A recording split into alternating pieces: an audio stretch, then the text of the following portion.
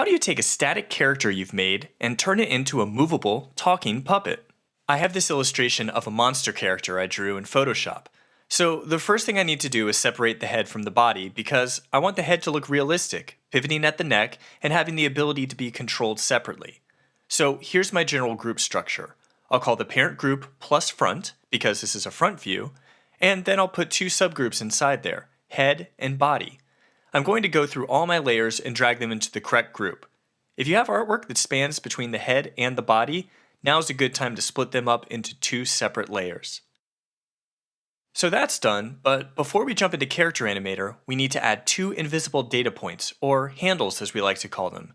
Handles give Character Animator some extra information about how certain parts of our character should move. First, I want the head to pivot right at the neck, so inside the head group, I'm going to make a new layer, select the Pin tool, make sure it's set to Shape, and add a single handle. I'll rename it Origin, meaning this is where this particular part begins. Second, I want the body to bend from the torso, so I'm going to make another new layer inside the body group, add another handle right at the waistline, and call it Fixed. Imagine we're pinning the character down here. Even if the rest of the body moves and bends, this part is going to stay still. Let's bring this monster into Character Animator and see how it looks. I'll fire it up from After Effects by going to File, Open Adobe Character Animator.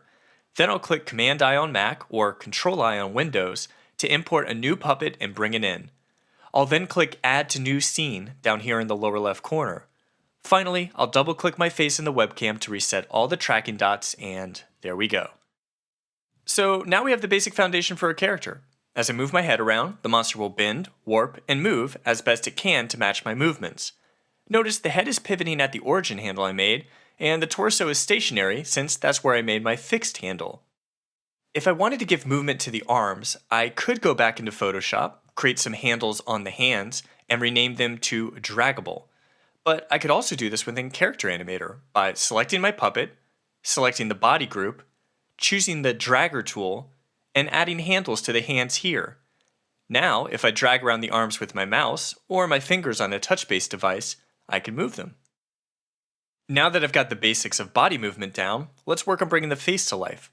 I'm going to start with the eyes. The first thing I'll do is isolate the eyebrows and name them left eyebrow and right eyebrow. We name them relative to the puppet's view, so right means the puppet's right side, not the right side of my screen. We want the eyebrows to be able to move independently from the rest of the head, so every time you raise your eyebrow, it doesn't also pull and raise your whole head along with it. To do this, I'll add a plus in front of each layer name, signaling that this is what we call a sub-puppet.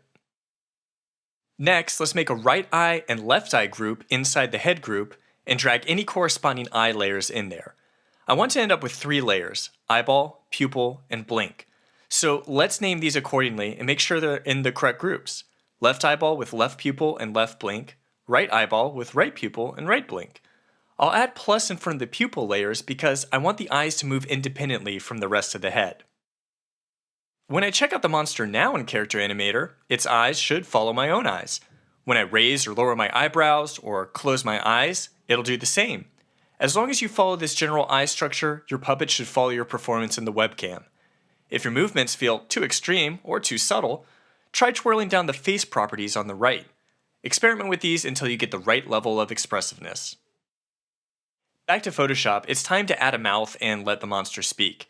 The mouth can take a decent amount of time to get right because you can have up to 13 different mouth shapes within this group. Since we're just getting started, I'm going to borrow and drag the mouth layers over from another character I've created. You can do the same. You can download a mouth and other puppet elements such as eyes for free as a Creative Cloud member. Check out the link on this page. When you drag a library asset in, just hold down Option on Mac or Alt on Windows so you'll get the full group and layer structure. If you don't like this hand-drawn style, try redrawing and replacing each layer with your own style. Jumping into Character Animator, I can now see the monster's mouth change depending on what sound my microphone is picking up. With all these elements combined, I've now got a pretty compelling character. When I'm ready, I can record my full performance by pressing the red record button down here. When I'm happy with the take, I can go to File, Export, Scene, which will export all the visual and audio data I need in the form of a ping sequence and wave file. I want to add some finishing touches, so I'll fire up After Effects and go to File, Scripts, new comp from character animator recording.jsx.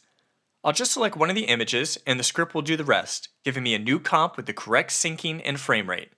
Now I've got all the power of After Effects to put together a polished, professional looking scene. So congratulations, you've covered all the basics of making a puppet. Download the latest version of After Effects and apply these same steps to any piece of artwork to help bring it to life. There are plenty of extra, more advanced things we can add to our character later, but this is a great foundation to get started. Good luck, and thanks for watching.